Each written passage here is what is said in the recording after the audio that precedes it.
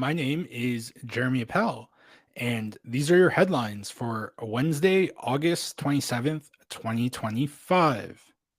We start here in Alberta, where a public fatality inquiry into the deaths by suicide of four Indigenous teenagers in Misquachis has identified the child welfare system as a major barrier to First Nations youth receiving care. The inquiry, led by Judge Danielle Dalton, was launched in October 2022 to examine four deaths of Indigenous youth in Misquachis and its surrounding First Nations between 2017 and 2020. All of the teens referred to in this report by their initials had experience with the child welfare system, but were out of care when they died. CL, a 15-year-old member of Samson Cree Nation, died at home after a series of family tragedies led to the death of her sister and brother and separation from her mother. TM, a 19-year-old from Lewis Bowl First Nation, experienced relentless child domestic abuse that left her with crippling depression after the birth of her baby daughter. Both girls were found dead on December 19th, 2017. SR and ES were siblings from Montana Cree Nation who shared a close bond. SR died in May 2017 at age 15 after years of sexual abuse and vicious assault in a group home. ES, who found his sister in her final moments, became increasingly isolated in the early days of the COVID-19 pandemic and took his own life in April 2020 at age 16. Judge Dalton said it was important to examine these four deaths together to view them as part of a broader pattern. In each case, the family feared that contacting child welfare services would tear their family apart. Dalton identified the legal requirement that youth be deemed in need of intervention before they can be provided with care as a significant barrier to receiving care. This requirement often forces parents to admit to an unwillingness or inability to care for their children before intervention services can be obtained, contributing to a deep-seated mistrust of child protection services in Indigenous communities. This distrust, of course, is well-founded historically, if you look at the 60 Scoop or residential schools. In her report, Dalton called on the provincial government to amend legislation so that Indigenous youth in immediate danger can access services on a voluntary preventative basis without meeting the legal threshold for intervention. She also called for changes that would make it so Indigenous youth in mental health crises can access services without a finding of parental neglect. Under existing legislation, a child under the age of 6 can only be in state care for 9 months before they are put up for permanent adoption, severing them from their community for the rest of their lives. For children 6 and older, they have a year in state care before they're put for adoption. Dalton said child welfare services must end what she calls a ticking clock policy. Now, over to BC for some rare good news. Burnaby City Council unanimously passed a motion calling on the federal government to impose a two-way arms embargo on Israel and declaring the Vancouver area municipality an apartheid-free jurisdiction. The motion calls on Mayor Mike Hurley to write a letter to the federal government asking that it cease all imports and exports of military goods between Canada and Israel.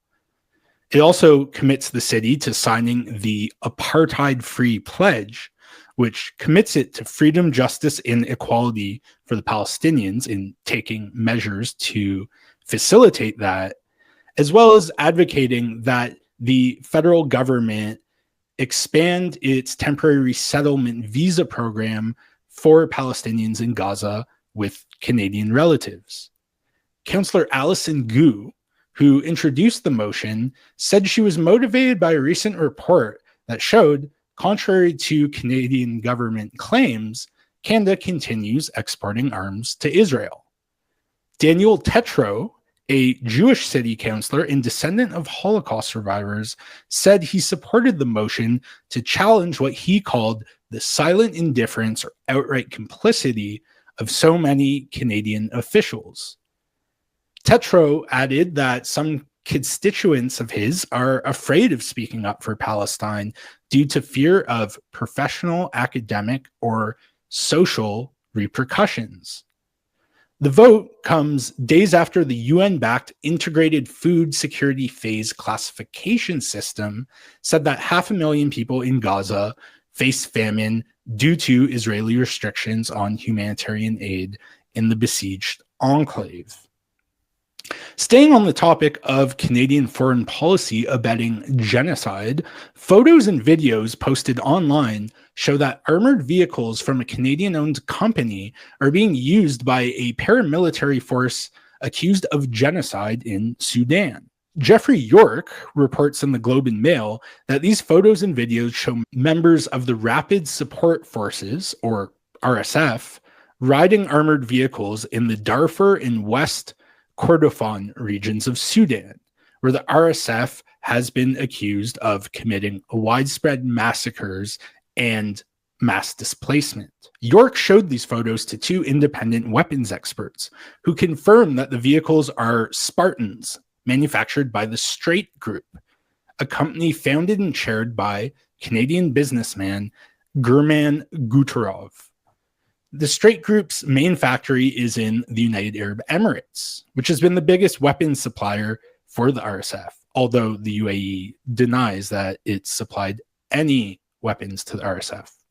Kelsey Gallagher of arms control advocacy group Project Plowshares told the Globe that by basing its manufacturing in the UAE, Straight faces far looser arms control restrictions than it would elsewhere, like in Canada, for instance. This practice, said Gallagher, reflects the ongoing problem of jurisdiction shopping through offshore production, where arms manufacturers establish factories abroad to evade government oversight over weapons exports. Last year, Amnesty International reported that the RSF was using Straight, Gladiator, and Cougar armored vehicles in Sudan. Straight Group armored vehicles have also reportedly been used in Libya, South Sudan, and by the Sudanese military dictatorship that came to power in 2019, all of which were in violation of international arms embargoes. In 2015, the US government fined two Straight subsidiaries $3.5 million US and Guterov $250,000 US for selling vehicles manufactured in the States to Afghanistan, Iraq, Nigeria, and Venezuela without export permits. Since Canada is a signatory to the Global Arms Trade Treaty, Canadian citizens require a permit from the Canadian government to sell arms from one country to another. If a Canadian is found to have exported arms to a sanctioned entity, Canadian authorities have an obligation to prosecute them, even if the arms were exported from a third country.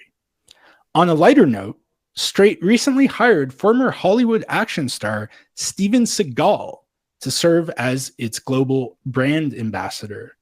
Over to the US, President Donald Trump says he wants to pursue the death penalty for every murder conviction in Washington, D.C., and extend federal control over the nation's capital past a statutory 30-day limit. Trump's continued focus on the nation's capital has united two of his primary interests, shaping a cityscape and enforcing law and order, wrote Emily Davies and Salvador Rizzo in the Washington Post. In his remarks during an hours-long cabinet session, Trump called Washington, D.C. such a beautiful place. But if you have crime, nothing looks beautiful. That is the debut of my Trump impersonation. It will get better, hopefully. 2 weeks ago, Trump took over DC's local police force and deployed armed National Guard forces to the city. Local Democratic leaders quietly acquiesced, hoping that the president would focus his attention elsewhere after 30 days. Instead, he's become emboldened.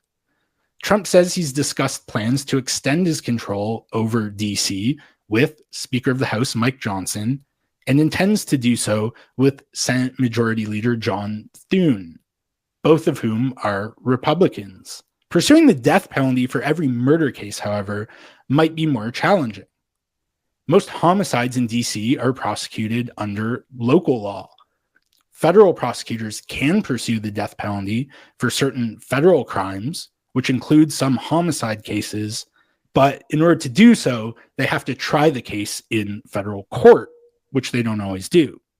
But even if the feds pursue a death sentence in every case in which they can, the ultimate sentencing decision is up to a jury.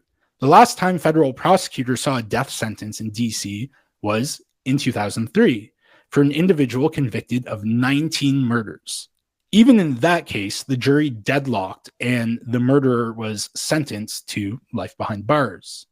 Finally, we turn to Ukraine, where the government has updated a law that was passed earlier in its war with Russia, prohibiting men younger than 60 from leaving the country. President Volodymyr Zelensky says that the country's military command has agreed to his government's proposal to permit men aged 18 to 22 to exit the country. Prime Minister Yulia Sviridenko says the purpose of the new policy is to enable Ukrainians to maintain their ties with Ukraine as much as possible. As a result of the contentious ban, Ukrainian parents were increasingly sending males under 18 to live abroad while the country remains at war, leading to a dearth of male high school graduates and university applicants. That's despite the fact that military conscription in Ukraine doesn't begin until age 25. The US and other NATO countries have tried to convince Ukraine to lower the conscription age to address manpower shortages that have contributed to Russian battlefield gains. Zelensky has said that he would only do so when Ukraine's allies increase the pace of arms shipments to the war-torn nation. Polling, however, suggests that more than 85% of Ukrainians oppose lowering the conscription age. According to the Washington-based Center for Strategic and International Studies, somewhere between 60,000 and 100,000 Ukrainian soldiers have been killed in the war that began in February 2022. The same think tank estimates anywhere from 200,000 to 250,000 Russian military casualties. Those are your top news stories for Wednesday, August 27th, 2025. If you have any feedback about headlines or Orchard content in general, please don't hesitate to contact me to provide it. Till next time.